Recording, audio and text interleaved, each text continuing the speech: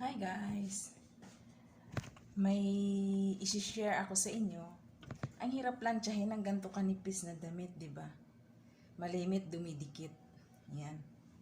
So, ang ginawa ko rito para hindi siya dumikit, may ginawa ko sa plancha ko. Yung plancha ko, nilagyan ko siya ng aluminum foil. Binalot ko siya para hindi siya dumikit. Kahit ganito siya ka nipis, walang problema. Kasi hindi talaga siya didikit. See? Oh, ayan oh. Oh. Ayan. At maganda pa siyang ipang plancha. Ayan. Hindi ka na mag-aalala na baka mabutas yung damit ni madam. Pawis na pawis ako.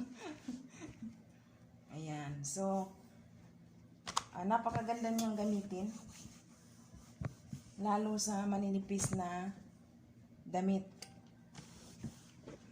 Hindi, meron kaming yung steamer siya, pero maliit lang. Mahirap siyang gamitin kasi nakakangalay sa kamay.